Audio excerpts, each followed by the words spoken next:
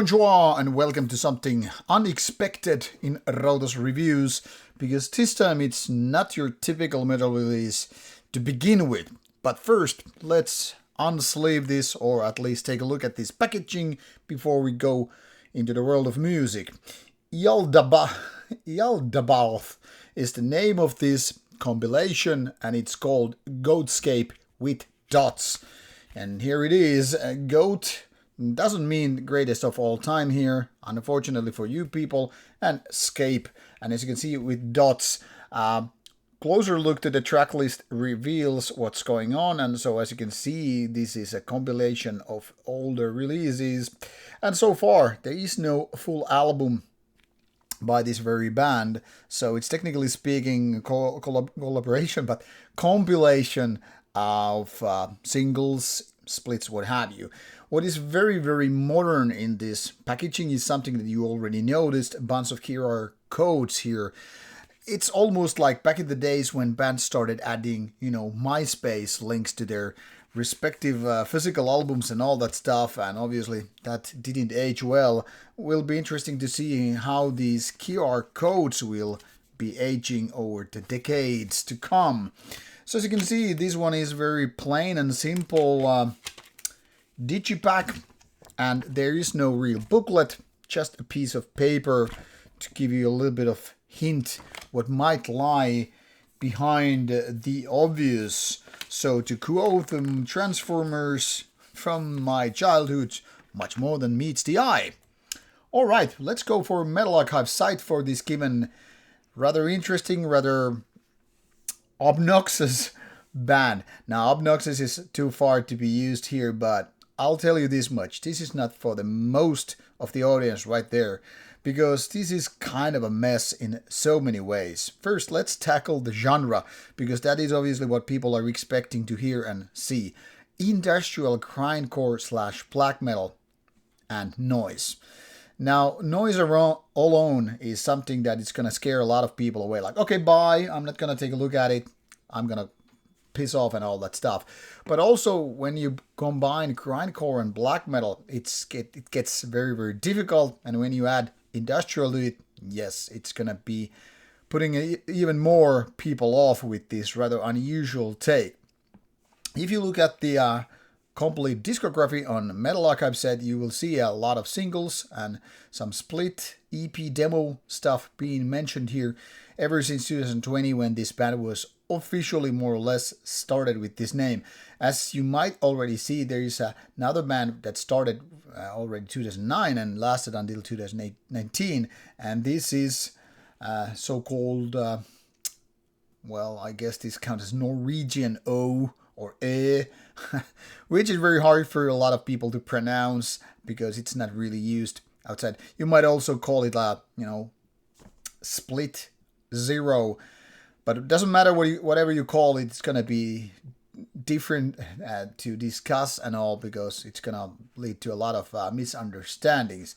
This wasn't much of a thing, obviously, before Ialdabaoth, so we can just skip it.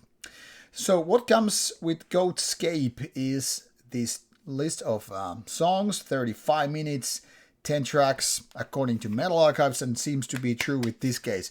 For some reason, by the way, my CD player wouldn't play this, but started stuttering all through the thing, so I don't know whether the problem is with this particular CD or if there's something else.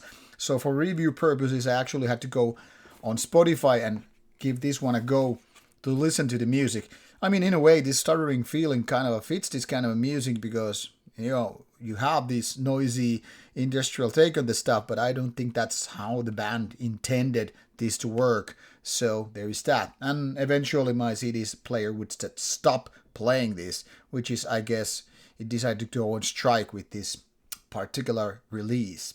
So anyway, 10 tracks, 35 minutes, give or take, released through All Is Threat label in March 2025. I got this CD from the band itself. They wanted me to review it, so here it is. Now, as said, this is a kind of a compilation of various styles and various releases, and as such, it's very, very difficult to tackle. First of all, you kind of have to understand all of these respective underground sub-genres to understand the whole music here. And it's going to be different and hard because a lot of people won't be listening to all of these given genres. So let's start with the black metal thing. Yes, you have certain riffs which are very black metallic. You have the black metal kind of a screamy vocals, which are definitely giving this a little bit of black metallic edge. But to call it black metal like that can be very, very misleading. What I would more so go and say is that this is more this noisier take on grindcore with just black metal seasoning. This industrial grindcore might sound like a little bit of a term made out of nothing, but it really describes this rather well. Because if you compare this to rather normal grindcore songs, what you will find out is that a lot of these songs are way too lengthy for a given grindcore, and they are also way too noisy and way too industrial to sound with. So if you're thinking, okay, grindcore, I like Napalm Death, I like early Carcass, and you'll start listening to this one, you will be what the fuck I'm listening to? So you definitely have this noisier layer here to just kind of infiltrate the whole core of this album. And then you have this grindcore part where, you have this fast drumming, be it machine or man, doesn't matter. And that's where it gets kind of a messy. On another note, talking about sounding noisy and messy, is that you have this kind of a production, which of course varies from song to song because this is made of different parts, but it is often very, very noisy. And by that I also mean it's not exactly kind of a raw black metal meeting grindcore, but it's just sometimes very lo-fi, something almost like the mixing wasn't, very successful, but it might be the intention when you want to go for really noisy and industrial sounding grindcore. So it's definitely a weird salad mix. So it's almost like you're putting together, okay, let's take some fruits, some meats, and some fish, and some weird ass sauce. Let's throw in some machine part for the industrial, feeling, and let's shake it, stir it, whatever. Put it in the oven if you need to, and then eat out and then try to eat it. Now, obviously, you don't want to eat the metal parts, but that's what I'm really saying here. Some of these parts don't really fix together. And those that do, well, it's still for acquired taste only. Now, I can admit it right here, even if this was like a VIP review for sorts, this is not my cup of tea. The black metal parts are too, separated from the rest. And I don't really enjoy a lot of these grindcore riffs too much. And then this noisier stuff. So what I can say is this is very, very much an acquired taste kind of a thing. If you like noise, if you're into maybe even power electronics and stuff, this might have something to do with you. But even in that case, it's kind of expects you to like noisier underground metal and with this kind of a grindier touch. So it's a very, very marginal release overall, and definitely not for everybody. Those who are used to, say, more noisier, grindy, war metal releases coming from India and whatnot might actually like this because there are similarities overlapping with certain bands that are definitely tapping into that vein.